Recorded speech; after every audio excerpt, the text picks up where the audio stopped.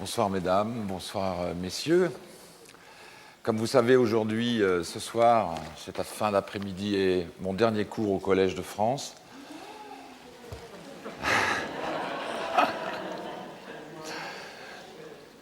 Et oui, c'est comme ça. Et je suis très ému parce que j'ai eu beaucoup de plaisir à vous rencontrer. Et j'espère que vous en avez eu autant que moi à vous parler. Alors aujourd'hui,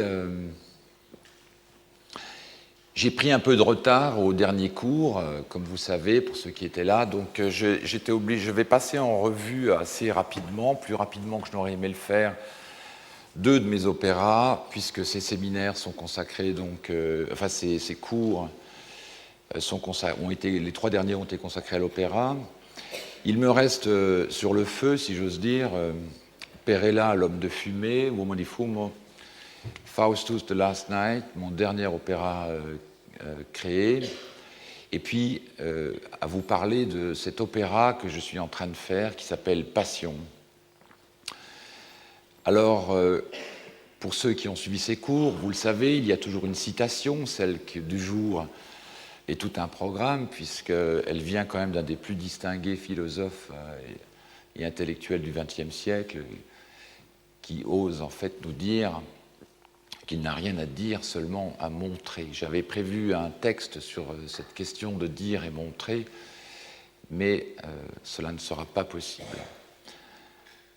Alors, l'homme de fumée, l'histoire est fort simple. Perella arrive comme ça, son corps n'est constitué que de fumée. Il a 33 ans et a été engendré par trois mères, Péna, Rété et Lama. Ainsi est-il probablement une métaphore du Christ et de la Trinité, bien que Aldo Palazzeschi, l'auteur de ce Perella Uomo di Fumo, devenu fort dévot, s'en soit défendu à la fin de sa vie. Cet homme de fumée arrive dans une cité au milieu de nulle part qui a la réputation d'assassiner ses rois. Perella sera l'objet d'une admiration si éperdue de la part du peuple ainsi que de leur roi et reine qu'ils vont lui confier la rédaction du code, métaphore des lois régulant tout groupe humain. Il est donc si extraordinaire qu'un vieux valet tentera de l'imiter en s'immolant par le feu après avoir appris que le corps de Perella est le fruit d'une carbonisation. Alors la société se retourne contre son héros, l'accuse de crime et le condamne à la prison à vie.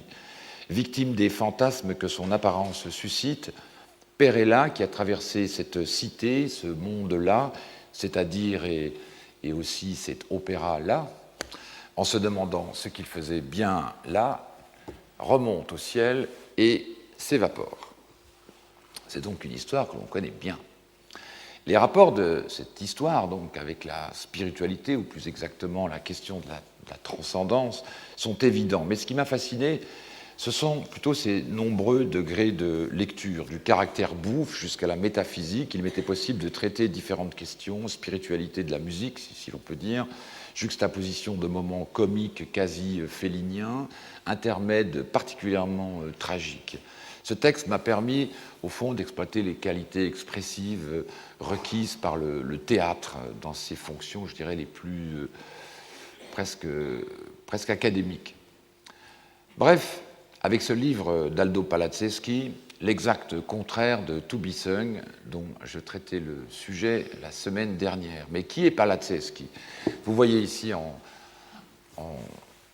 fond d'écran l'édition originale de Perella Uomo di Fumo, que j'ai mis au moins une dizaine d'années à trouver, alors je suis bien content de vous la montrer. Perella, disait Palazzeschi, est ma fable aérienne, le point culminant de mon imagination. De son vrai nom, Aldo Giurlani, Aldo Palazzeschi, né en 1885 et mort en 1974, poète et romancier, adhéra dès 1909 au futurisme avant d'entamer dans les années 30 une seconde carrière littéraire loin de l'exubérance de ses débuts. Le code de Perella, puisque c'était le premier titre qu'avait donné notre écrivain à ce roman, qu'il a après débaptisé pour l'appeler Perella Uomo di Fumo, appartient à la première partie de son œuvre, Ce texte parut tout d'abord en 1911 sous les auspices de Marinetti, qui voyait dans ce livre le premier roman synthétique sans lien ni point ni pont explicatif, sans ses chapitres gris pleins de belles et indispensables chevilles. Mais si Perella s'apparente bien au roman futuriste par sa tendance à l'irréalisme, à l'allégorisme et à l'ésotérisme, il s'en distingue par une douceur, une mansuétude inconfondable. Aujourd'hui reconnu comme l'un des sommets absolus du roman italien, il est considéré comme le chef-d'œuvre de son auteur. Fable allégorique, roman hermétique et burlesque, farce, opéra bouffe, roman ouvert, anti-roman, œuvre engagée. Le code de Perella, ou Perella Uomo di Fumo, est tout cela à la fois. Cette libre fantaisie poétique, l'histoire d'un homme accueilli, fêté, puis rejeté par les habitants d'un royaume imaginaire, défie depuis sa parution toute tentative d'interprétation exhaustive. Donc j'emprunte ce petit paragraphe à la présentation qu'en font les éditions Alia, magnifique maison qui publie beaucoup de livres italiens et par laquelle j'ai rencontré ce texte, que j'avais préalablement trouvé à la vérité à Milan,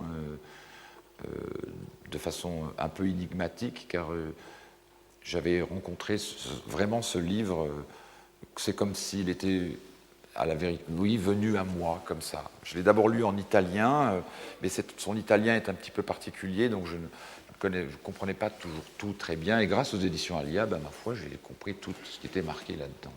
Ce livre, mais surtout cette histoire, parce que c'était tout d'abord l'histoire de cette histoire qui me passionnait, allait en quelque sorte convertir tout ce que je pensais de l'opéra, en tout cas ce que j'en pensais moi-même. Pour la première fois, en fait, un texte, ou plus précisément une fable, un conte, allait m'imposer l'idée d'un opéra. J'ai demandé les droits de Perella à la famille de Palazzeschi en 1993, sans savoir exactement vers quoi je voulais me diriger. Bien sûr, j'étais convaincu que j'écrirais un jour un 4e opéra, mais c'est vraiment ce livre qui, au fil des années, en a produit la nécessité. Ainsi, et contrairement à mes 3 premiers opéras, c'est vraiment le sujet de ce texte qui m'a dirigé vers la composition. Dans les 3 premiers, il y a bien sûr un projet littéraire, mais il y a d'abord un projet musical, théorique, voire, comme on l'a vu la semaine dernière, purement conceptuel. En quelque sorte, il y avait là dans ce texte un préalable autoritaire qui allait me forcer à tenter une démonstration presque exclusivement théâtrale. À chaque fois, dans mes précédents opéras, j'avais un désir précis d'objet musical, et cela donc à partir d'un texte qui occupe une place bien particulière dans la littérature. Puis, je me projetais dans la composition pour construire un objet opératique un peu militant. Il n'y avait pas du tout cette relation dans Perella. Ce texte me renvoyait bien plus à des questions personnelles, intimes, apparemment éloignées de contingences musicales. Sans doute est-ce l'histoire d'amour que j'ai spontanément entretenue avec ce texte, aux questions métaphysiques assez envahissantes, je dois dire,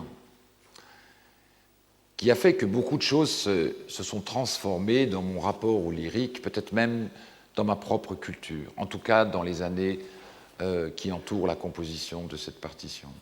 Perella était pour moi comme une transfusion du monde, peut-être même un retour de la musique vers une littérature presque mystique et réciproquement. Et quand je dis une littérature, peut-être s'agit-il tout simplement de la littérature. C'est comme si mes 2 cultures, musicales et littéraires, fusionnaient l'une et l'autre sans pouvoir se départager. C'est donc d'abord le thème qui m'a séduit, qui m'a donné l'envie de la musique, alors que c'était le contraire qui se produisait jusque-là, la musique avant le sujet littéraire. En résumant, je dirais que jusqu'à To Be Sung, c'était la musique qui allait chercher la littérature. Avec Perella, ce fut l'inverse. Très vite, j'ai su que ce ne serait pas un format de musique de chambre, que ce texte m'amènerait à employer des moyens assez importants. Tout d'abord par le fait qu'il y a donc une véritable histoire, un déroulement réellement narratif. C'est d'abord cette dimension qui m'intéressait, parce que enfin je savais pour quelle raison je désirais raconter une histoire, bien que, comme je l'ai souligné dans les cours précédents, ou en tout cas dans le cours précédent, ce désir n'avait jamais été un préalable à l'écriture d'un opéra. Ensuite, parce que le livre d'Aldo Palazzeschi convie une multitude de personnages grouillant d'une extraordinaire activité. Cela m'a pris quelques années pour arrêter le format définitif du projet. Il était simplement nécessaire de trouver l'angle exact par lequel entrer dans la composition. Pourtant, avant que l'Opéra de Paris et son directeur d'alors, Hugues Gall, ne me confirment la commande, l'essentiel de mes décisions était pris. J'avais un besoin de travailler sur un grand format, beaucoup de paramètres restaient à fixer, mais en ce qui concerne l'orchestre et l'ensemble vocal, par exemple, c'était déjà fait. Enfin, sans doute était-ce parce que mes 3 premiers opéras étaient déjà écrits que la question de la forme se posait tout à fait différemment. Peut-être pouvais-je prendre des décisions avec davantage de liberté parce que je savais d'où je venais. Avec Perella, je n'étais pas dans la preuve, mais dans l'objet, si je puis dire, presque ontique. Je n'avais pas besoin de dire ce que j'avais dit, mais pour cela, il fallait montrer. Néanmoins, il est évident que Perella ne pourrait pas exister sans To Be Sung, par exemple. Mais il m'a fallu beaucoup de temps pour y arriver. Le sujet, il est vrai, exigeait ce temps-là. Mais comment procéder à l'adaptation d'un tel livre dont je vous souhaite la lecture? Tout d'abord, il était évident que je ne pouvais rendre compte de la totalité de ce livre. Il fallait donc réduire et opérer des coupes franches. Par exemple, et avec regret, je n'ai pas conservé le chapitre où Perella rend visite au fou, qui était le préféré de Palazzeschi. Mais je pensais que la musique pouvait prendre en charge cette folie qui est partout dans le livre. J'ai donc conservé 9 des 16 chapitres du livre et ensuite rajouté un 10e, en m'apercevant que Palazzeschi en avait rajouté lui-même un 17e dans sa seconde édition, considérée également comme la 2e édition originale, dont vous avez la photo de la couverture sur cet écran. Et qui date à la vérité d'assez tard, puisque c'est 1954. Chaque chapitre a ensuite nécessité un grand travail de réduction, d'élagage, avec comme règle essentielle de ne jamais toucher ni réécrire une seule phrase de Palazzeschi. Je n'ai donc fait que soustraire du texte. J'ai dû, d'autre part, donner de la consistance à cet homme de fumée qui n'en a aucune et qui, de surcroît, ne dit presque rien, mais montre tout. J'ai donc construit ce rôle en puisant dans différents endroits du livre. Il fallait bien donner quelque chose à chanter. Mais toutes les phrases restent intégralement celles de Palazzeschi. Pour garder un contrôle permanent sur le sens, j'ai fait ce travail à partir de la traduction française aux éditions Alia de Monique Bacelli et ensuite repris le texte italien. Je lui ai du reste demandé de vérifier ce transfert. Car seule la version française me permettait d'avoir une conception synthétique du temps et une appréciation fiable de l'ouvrage. Il était néanmoins inconcevable, voire hérétique, de conserver le livret en français. Ce texte est profondément lié à la langue italienne. Par ailleurs, j'avais depuis longtemps le désir d'écrire un opéra en italien parce que j'aime profondément cette langue et que je m'en sens proche. Comme beaucoup de Français, j'entretiens avec elle un rapport très, très intime car je l'entends avant tout musicalement. J'ajoute qu'il aurait été parfaitement ridicule d'écrire un opéra en français sur ce texte tant le son de cette langue magnifique qui est celle de Palazzeschi est intégré, si on peut dire, au thème lui-même. À ce sujet et sur la question de la langue, puisque nous sommes au Collège de France, mais il est vrai que mes précédents opéras sont en français, en allemand et en américain, avec To Be Sung. Et ce n'est pas un hasard. Le choix d'une langue étrangère est aussi révélateur d'une volonté de privilégier le musical et le sens de la langue. Mais dans le cas de Perella, il est vrai que seuls les Italiens ont le droit de répondre à cette affirmation. C'est certain, il y a quelque chose que j'aime dans la déclinaison des langues parce que leur usage dépasse le sens pur au profit du son, c'est-à-dire de leur musique. C'est une erreur philologique de compositeur, bien sûr, sans doute parce que la langue est un matériau sonore qui fait entendre sa propre musique. De ce fait, la langue génère aussi de la musique. Il suffit donc de l'entendre. Je n'écris pas tout à fait la même musique selon qu'elle est chantée en anglais, en allemand ou en italien, car chaque langue possède sa propre intonation, son propre système intonatif. Pour Perella, si je désirais conserver l'italien, c'est donc parce que le style de Palazzeschi est très fort, très simple et très profond et ne convient qu'à sa langue. Nous savons que les langues ne sont jamais neutres. Depuis longtemps, les compositeurs savent en jouer. Et l'histoire de l'opéra fourmille d'histoires de langues. Aujourd'hui, il y en a d'autres qui m'intéressent, le russe ou le tchèque, par exemple, qui sont aussi d'extraordinaires langues d'opéra et avec lesquelles je n'ai à vrai dire que des relations acoustiques, puisque je n'en comprends pas un seul mot. Ainsi, j'attends toujours d'une langue, toujours, qu'elle m'emmène dans des contrées musicales différentes, et mon imaginaire musical se plie volontiers aux caractéristiques précises d'une langue. En ce qui concerne la forme de Perella, si on peut dire vocale, j'ai le sentiment pourtant d'avoir travaillé un peu comme pour Roméo et Juliette, mon premier opéra oral, écrit avec Olivier Cadiot, c'est-à-dire d'avoir caractérisé les chapitres vocalement en fonction des situations. Ce n'est pas toujours vrai pour l'orchestre, mais peut-être davantage pour le climat, pour les aspects afférents à chaque chapitre, et on le verra dans l'exemple sonore que je vais vous faire entendre tout à l'heure. Par exemple, pour le premier chapitre, l'arrivée de Perella dans ce monde absurde, on retrouvera une vocalité proche de certaines de mes partitions écrites juste avant cet opéra, comme Granum Sinapis ou Danaeis, qui sont en général affublés du terme de requiem.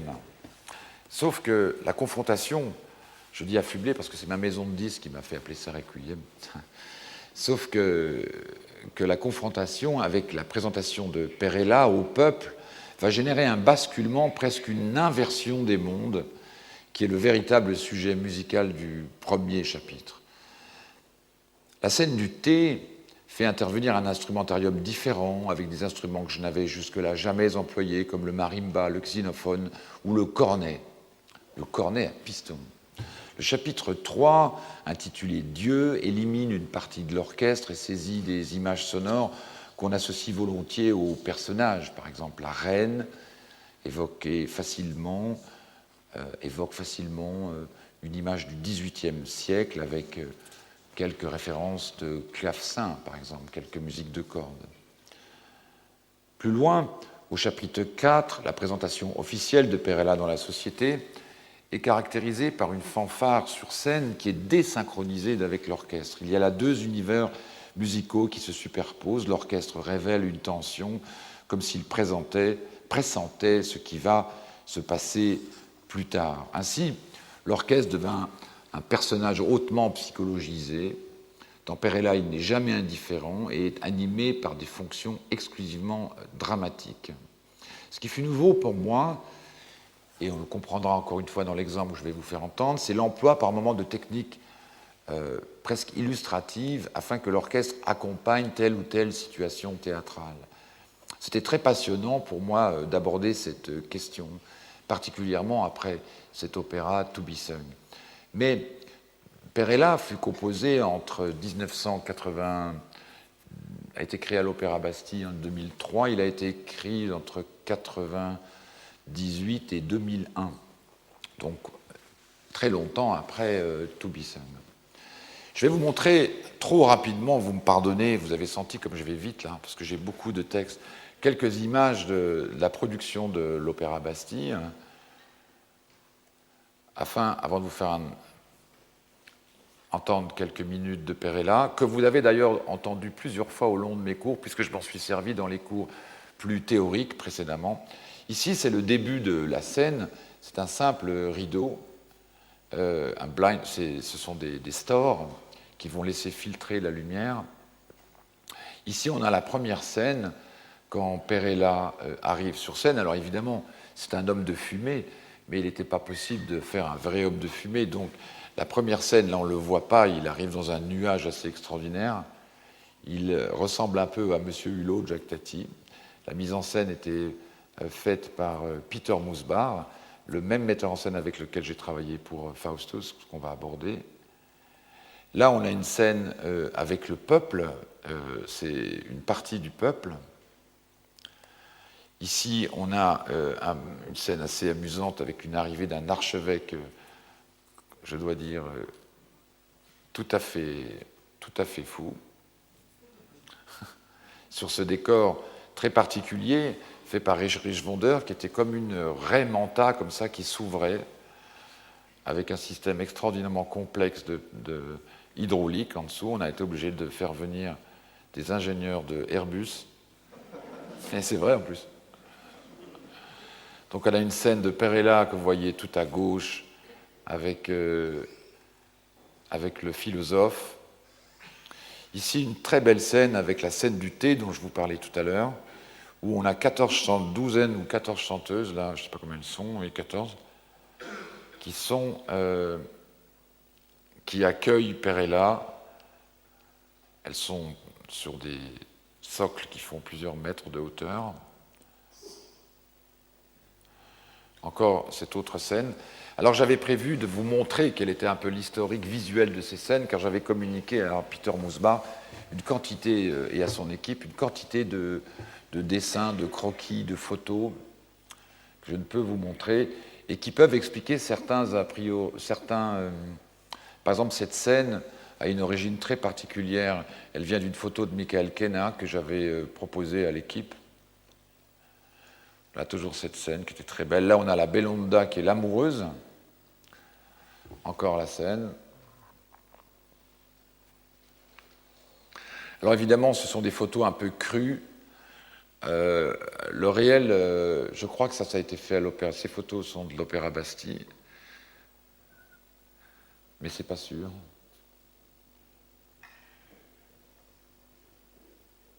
Elles sont presque trop précises, vous voyez. Tout était beaucoup plus flou. Alors là, on a une scène que j'aime beaucoup. On a la reine avec un personnage que j'ai inventé, que vous voyez complètement à droite, qui est un perroquet, qui ne sait dire que Dieu tout le temps. Il fait Dio, Dio, comme ça. On a fait un casting pour ça. Très, très difficile à trouver. Et cherchez autour de vous des gens qui savent imiter les perroquets, vous verrez. Voilà. Et là, on a encore cette scène qui était très belle avec cette fantastique chanteuse. Là, on revient, on voit un peu la fanfare, la scène se fermait régulièrement. Il y a une fanfare qui arrive à un moment. Là, une autre scène.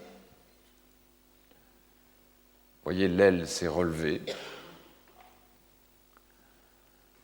Une autre scène. Je sais, je vais un peu vite.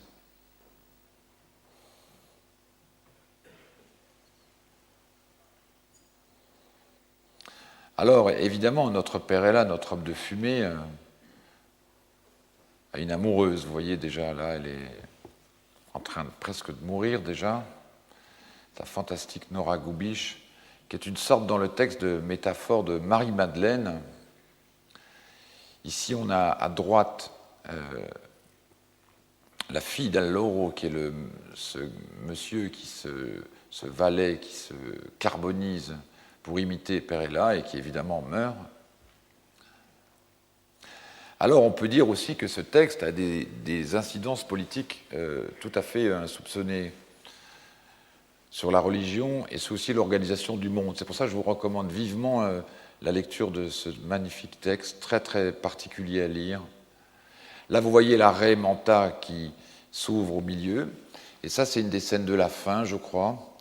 Et la petite personne que vous voyez à gauche est une flûtiste, la première flûte de l'Opéra de Paris, qui avait adoré faire ça. Et c'est un petit personnage que j'ai inventé aussi, qui traverse la scène comme ça. Tout ça n'est pas dans le livre. Là aussi, on a une scène avec le roi au milieu qui tient un nounours dans ses mains.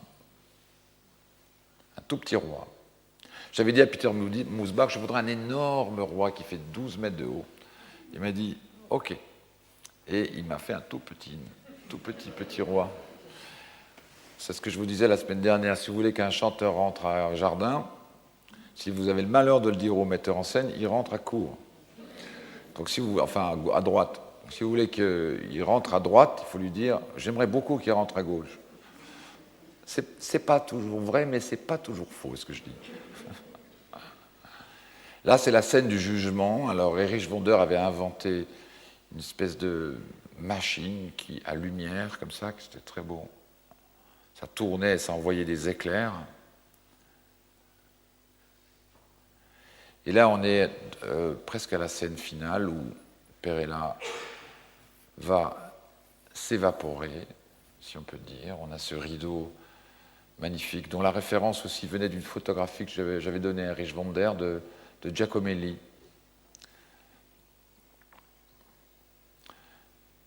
Et là, on avait un effet extraordinaire parce que Perella tout à coup était envahi par la fumée et puis par un jeu très très complexe de rideaux et de panneaux avec des choses enfin, c'était assez compliqué. Tout d'un coup, devant vous, Perella disparaissait.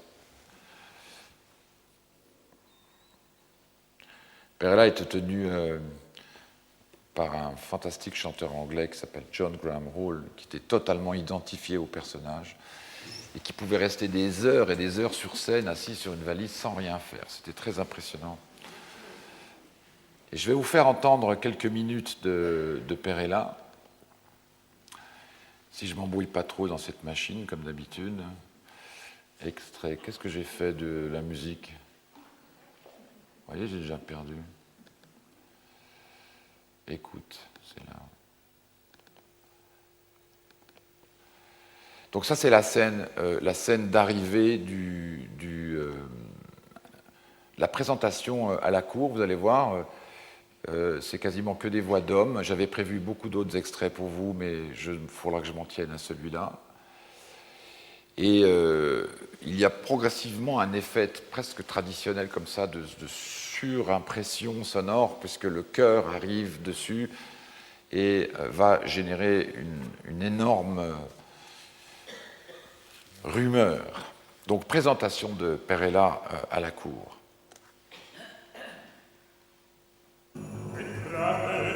Entrate, signore.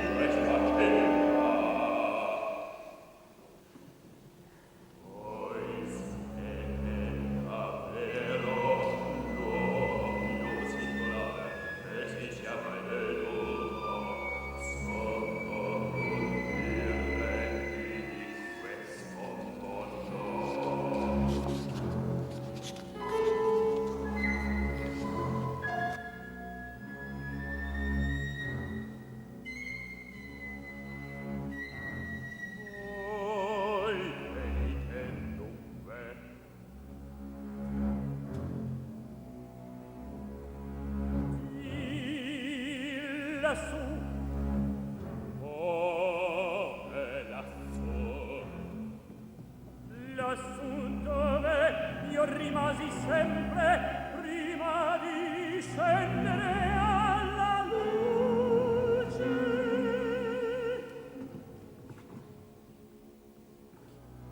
Siete stato molto tempo prima di venire alla luce. Forse più di 30 anni, anzi, certo, 32 o 33 anni. Ma ci canzona sapete, ci canzona, da tutto aria da canzonare. Ma chi?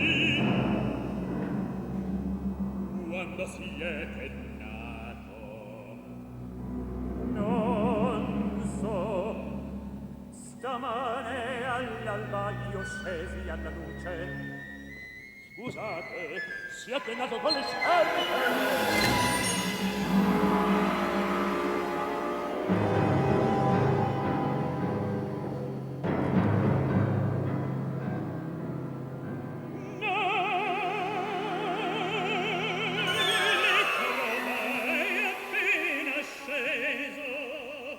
Intorno a me era tutto nero, vedeva pennero, che cosa c'è di strano?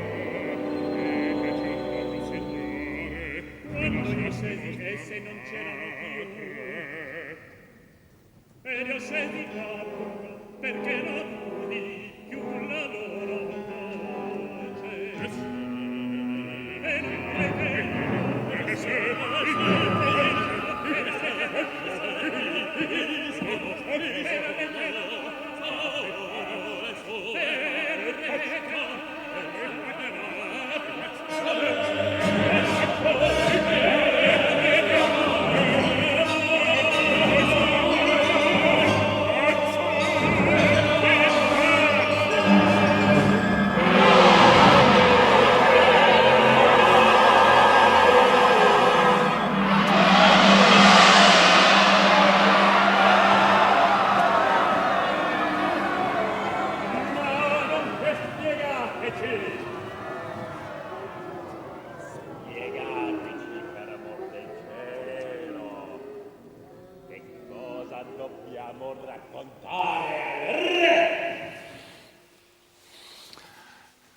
Alré, le roi, le petit roi. Alors, quand on travaillait avec Peter Mousbar autour de cet opéra, nous n'avions pas cessé de faire référence en fait à ce qui était un projet antérieur même à Perella et peut-être même contemporain de Toubissung, qui était l'idée de faire un Faust. C'est-à-dire que cette idée de Faust, à la vérité, s'est constituée au fil du temps de Perella, et plus exactement au moment même, pendant les années, parce que Perella, l'homme de fumée, est un ouvrage qui fait plus de 2 heures, donc il faut beaucoup de temps pour faire ça, et qui était donc une Faust, donc l'image de Faust s'est imposée au fur et à mesure comme un processus symétrique ou asymétrique à Perella, tout simplement parce que au fond, Perella, c'est un homme qui a tout, mais qui ne veut rien.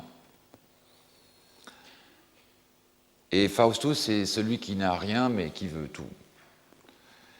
C'est-à-dire que la technique de création du personnage fut totalement opposée, puisque je suis parti non pas d'un texte existant, comme dans le cas de Palaczewski, que j'ai adapté, mais d'une création in situ, si je puis dire, du texte lui-même, fondu, confondu dans l'acte même d'écrire de la musique. Je vais vous lire un extrait d'une lettre que j'ai écrite il y a 2 ans à Michel Onfray. On s'écrivait des lettres. Longtemps, j'ai pensé à Faust. C'est pas mal, non?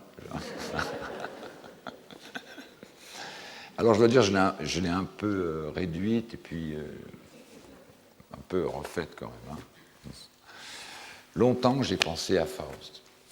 Il n'était pas question de raconter cette histoire, sans doute la plus éminente parabole occidentale, simplement la reprendre et l'agencer à la lumière de ce que plus personne n'ignore. Faust est unique dans notre paléographie contemporaine car il est son écho. Plus que jamais, Faust réexpose la démence narcissique qui est le trait saillant de notre culture. En ce sens, il inverse nos idéaux car nous savons à quel point, présumant de ses forces, Faust échoue et succombe. De cette fiction toujours ravivée surgissent et débordent les confins de notre conscience car Faust est à lui seul une blessure, un antagonisme, une affliction, une volonté, une espérance et sa perte. Comme beaucoup, je suis fasciné par ce personnage, mais j'ai pris l'habitude de dire que je ne l'aime pas. À la lumière de notre futur présent, Il exhibe d'aujourd'hui ce qui offense profondément l'esprit, arrogance, prétention, fatuité, extrême démesure de l'ambition animée par la peur, convoitise et puissance. Je me suis donc plu à poser un Faust, que je préfère nommer dans son acceptation médiévale Faustus, sans aucune référence à Goethe, comme un mégalomane forcené et paranoïaque, totalement envoûté par l'ultime connaissance, celle de la lumière, symbole de maîtrise, de possession et domination totale. Dans cet opéra, rien n'est nommé, mais tout le monde sait de quoi il s'agit. En toile de fond, la dévastation et la mort se confondent avec l'irrépréhensible et halluciné dessein de cet homme trop humain, malade, métaphore du pire humain. À tout prendre, je préfère Méphistophélès. Il m'amuse. Et le mien s'amuse. Bien qu'apeuré au seul nom de Dieu, ses intentions sont simples et somme toute assez légitimes. Un diable est un diable. On comprend toujours ce qu'il énonce, et pourtant il a bien du mal à faire face aux questions de Faustus, qui ne cesse de l'égarer sur le ciel, les astres, la lune et la création du monde.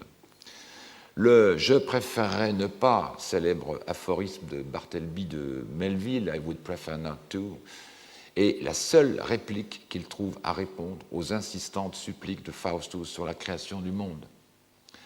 Mon Méphistophélès s'inquiète seulement d'un livre dont on saura peu de choses et ne demande rien car Faustus le dégoûte. Il est cependant d'assez bons conseils car il prévient son camarade. « Sache où tu vas, Faustus ». Dès que Togod entre en scène, Méphistophélès finira par s'éloigner car il craint cette avidité cet individu dont l'avidité et l'âpreté humaine l'inquiètent et le dépassent. Dans le livre jeté à terre par Faustus, il découvrira une drôle de petite machine à son dont la musique ne manquera pas de l'intriguer. Et pourtant, dès le début, tout est fini. Faustus sait qu'il est damné car il n'ignore pas que son futur a déjà eu lieu. Il a peur des vipères et des serpents. Méphistophélès est hilar, il domine. Le désastre de Faustus est son plaisir. L'ange, il y a un ange, est terrorisé. Il crie et chante un poème de William Blake sur l'humanité, le doute, l'âme et le mensonge. Du début à la fin, l'ange est envahi par l'effroi. Son chant est aphasique, il bégaye. Plus qu'une lamentation, il est la plainte.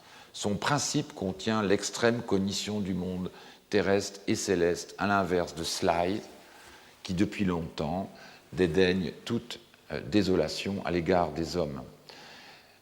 On verra qui est Sly.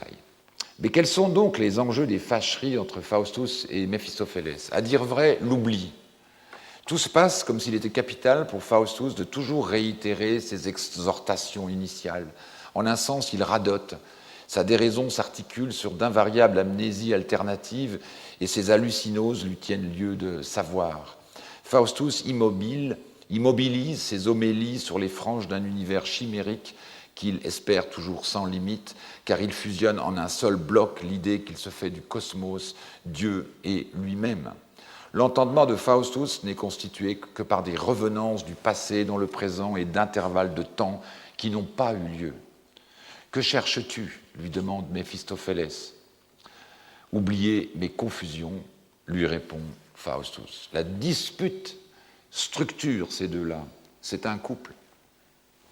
À la fin, Faustus ira se confier à Méphistophélès comme s'il était son seul compagnon. « Méph, pour qui suis-je » Puis, se frappant la tête, « J'ai oublié qui je suis ». Cette intrusion du passé dans le présent et l'aveu de son absence au monde, elle lui permet l'excès d'être au-delà de toute chose humaine. Le livret de cet opéra est construit sur de multiples emprunts au Faustus de Marlowe, contemporain de Shakespeare, mais s'en éloigne assez vite.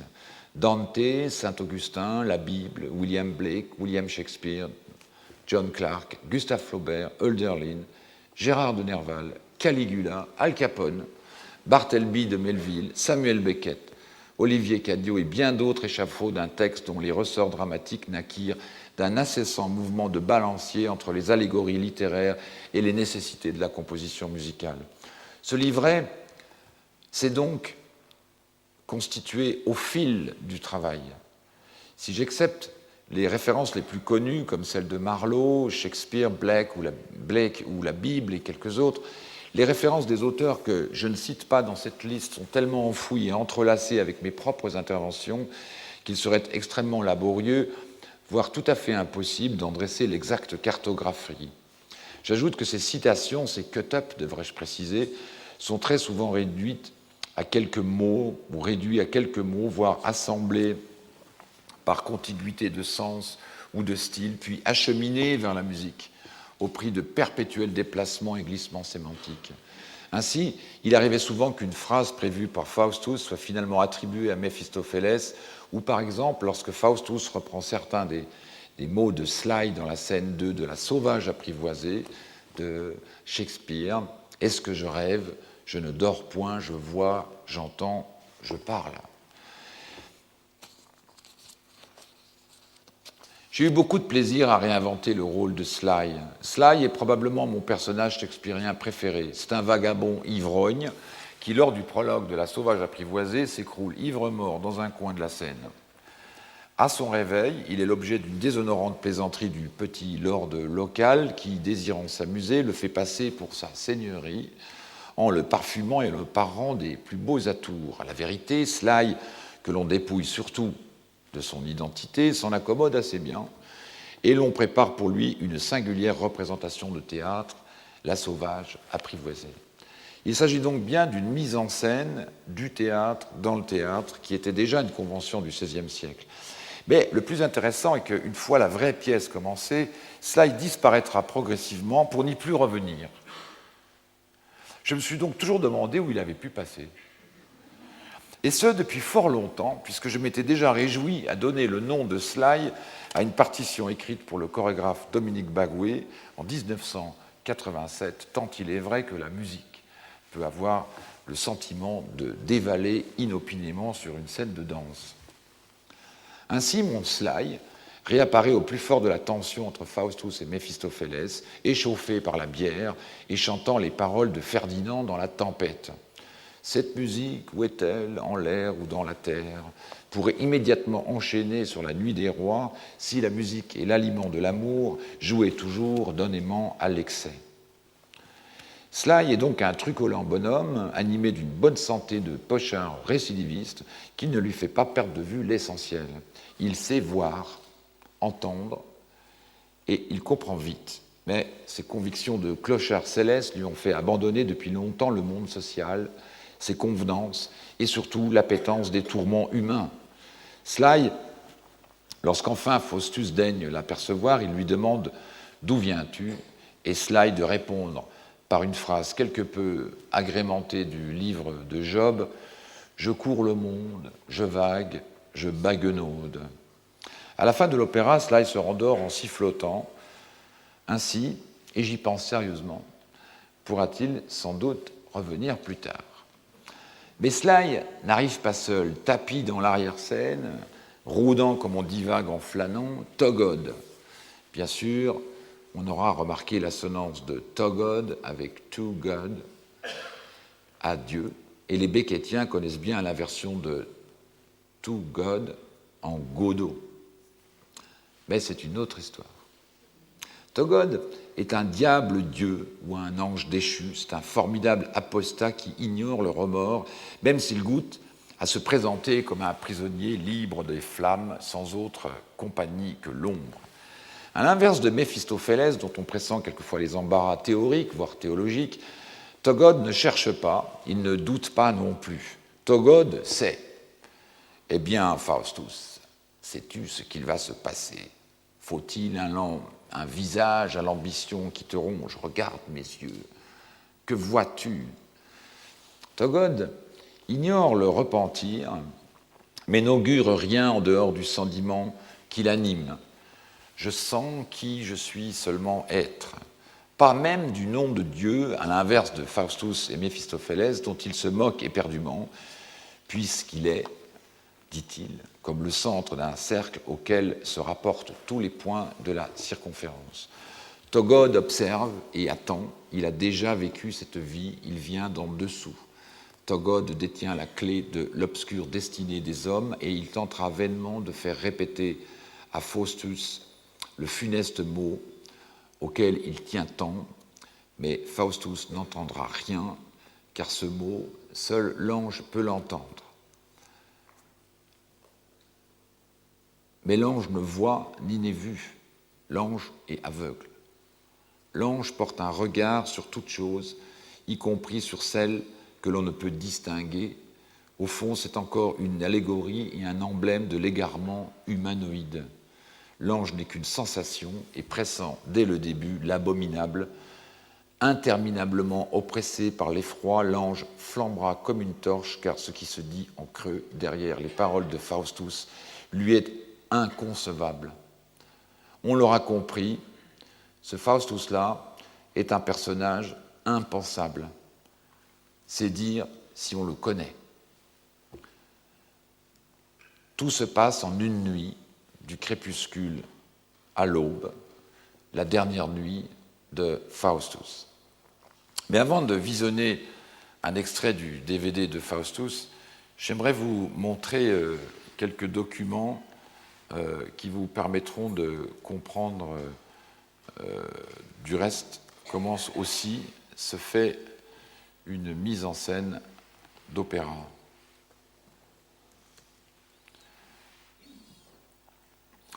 Alors, avec Peter Musbach, nous parlions beaucoup de ce Faust, et ce Faustus m'a été commandé par le Staatsoper de Berlin, donc le grand opéra de Berlin, Unter der Linden. Donc nous voilà en 2006. À vrai dire, c'était il n'y a pas longtemps, c'était l'année dernière. Il a été donné à Paris il y a peu de mois. Et actuellement, les Américains préparent une version. Alors ça, c'est très intéressant pour moi parce que les Américains, là, au festival de Spoleto, qui est le grand festival d'opéra américain, préparent un nouveau Faustus et ont un point de vue, mais alors totalement différent et curieusement beaucoup plus politique. Ça doit être le contexte.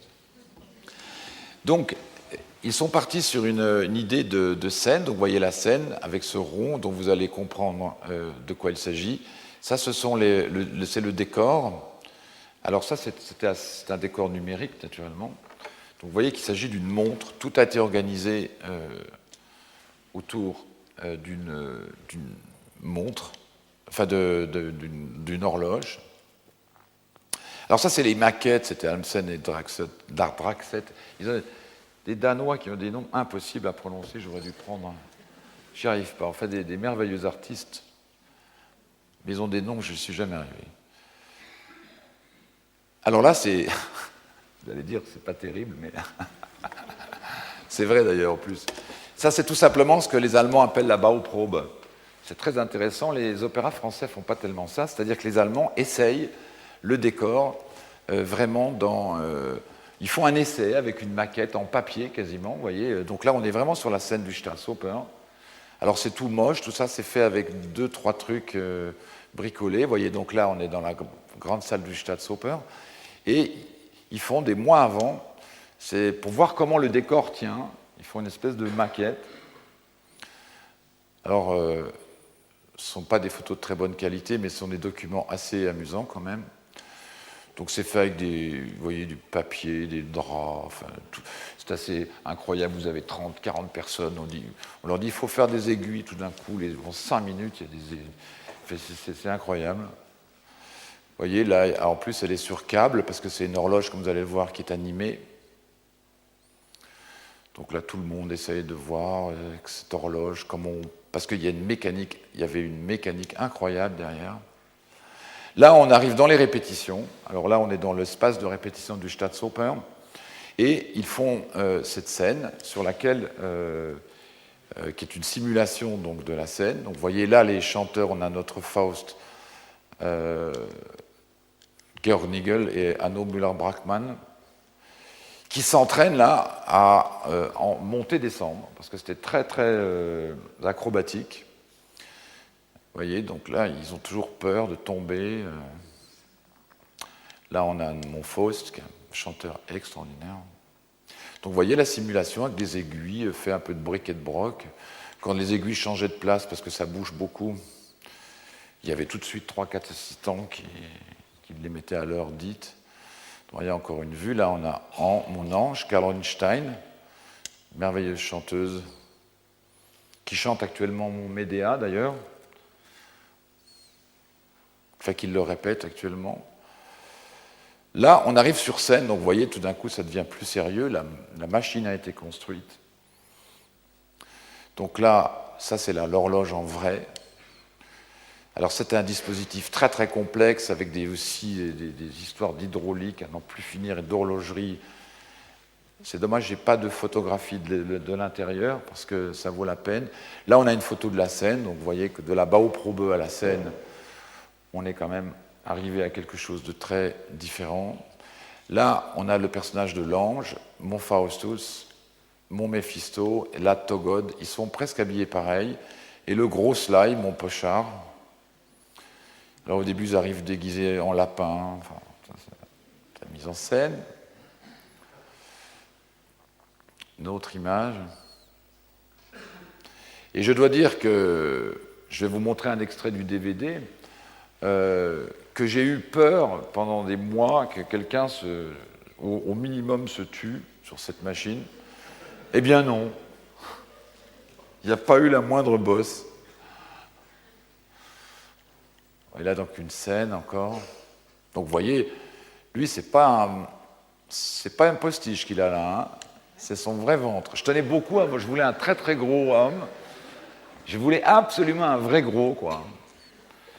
Les Américains, je leur ai dit la même chose, et ils m'ont trouvé quelqu'un de tout maigre. C'est vrai en plus. Il est tout petit, tout maigre. Là, c'est ma merveilleuse Caroline, dans une scène très belle où elle enlève ses plumes. C'était un peu vite, oui. Donc là, alors, c'était donc un décor unique, avec la chose qui basculait, qui bougeait. Donc là, dans le DVD, c'est Urban Malmberg, un Suédois, qui chante le Méphisto. Là encore une autre image, plutôt vers la fin. Là, mon Faustus. Alors évidemment, toutes ces photos sont trop proches, c'est un peu comme l'extrait de DVD que je vais vous montrer. Moi, ça me gêne un peu, on voit trop le maquillage, on voit jamais les choses comme ça. Alors vous voyez, il faisait des choses très compliquées, hein, c'était... Et voilà, donc, mon ange.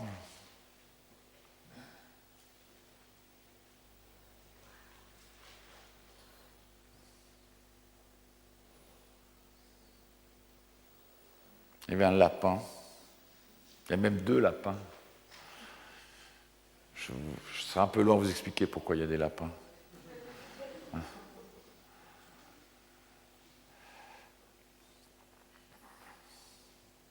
Voilà.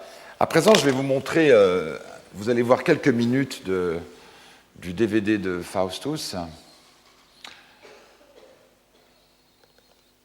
Et c'est la scène...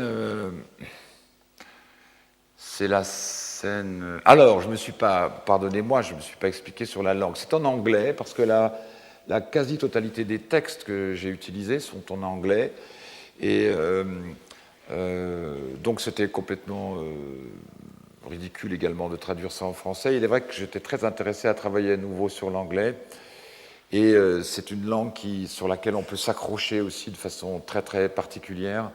Et c'est très agréable pour moi d'écrire en anglais. J'ai fait beaucoup de fautes, mais j'avais une collaboratrice extraordinaire, Shan Benson, qui m'a beaucoup aidé, qui m'a harmonisé les langues. Et si on regarde le livret de façon très, comme ça, très linguistiquement parlant, le livret commence avec l'anglais de Philippe Marlowe, donc un anglais du XVIIe, et progressivement arrive vers un anglais très moderne. Il y a une espèce de glissement comme ça de la qualité de l'anglais. Et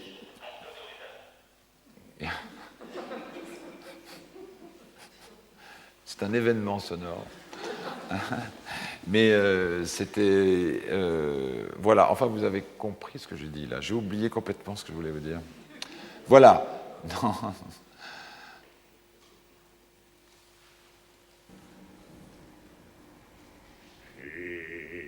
In my hell, you would be guilty of pride. In my hell, you would be guilty of pride. What are you after?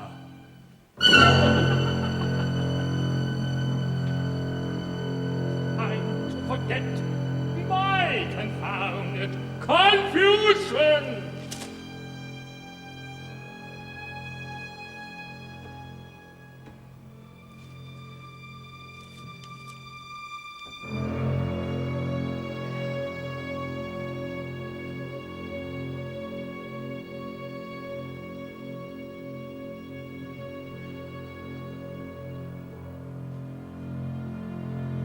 When I gaze at the heavens, I curse you.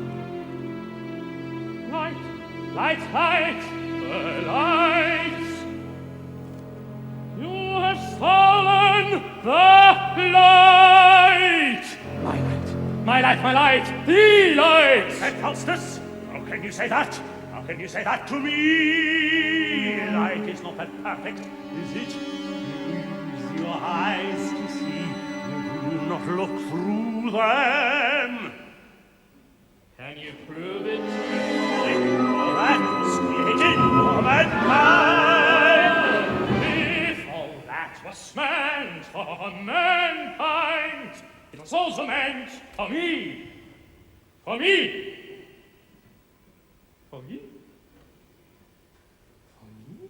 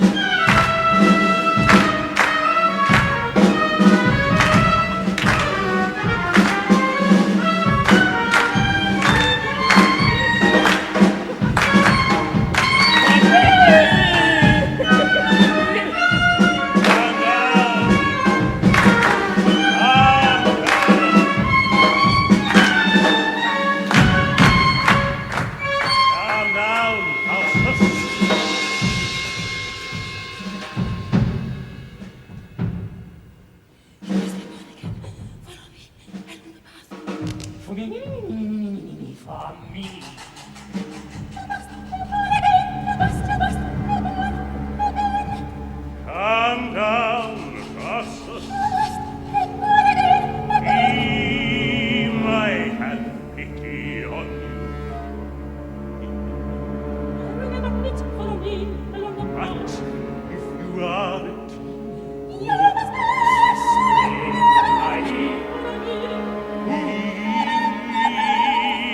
will feel no heat. Oh, is whispering in my ear.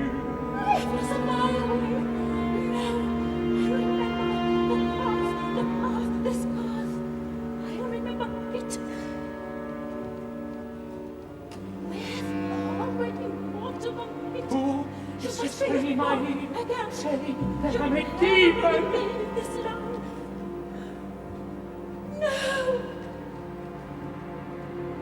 If I were the very first of creatures, he might have pity on me. If it's my way, the wrong path is always easy. No, the path is smooth. Yes, he will have pity on me. No, the path of precipice is Pity on me. Pity. No, no.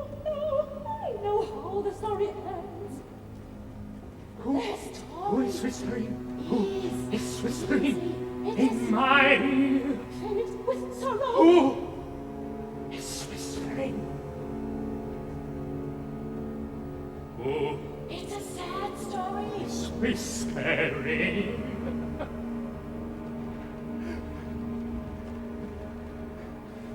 Yes, you will have pity on me. You must. You Oh, must be voice wonderful. whispering! Hands up!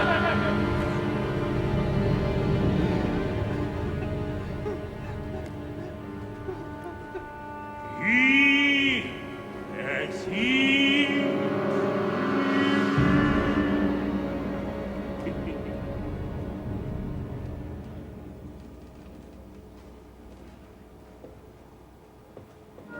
Yes, but Faustus will never repent.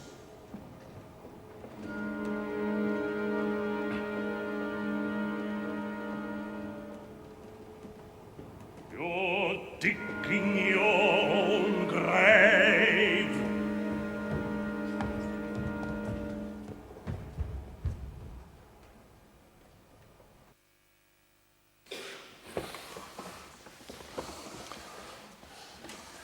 Voilà ce petit extrait de Faustus, qui a été. C'est un DVD qui a été fait par Yvon Géraud, magnifique réalisateur, qui a, à ma grande surprise, car je n'imaginais pas que c'était aussi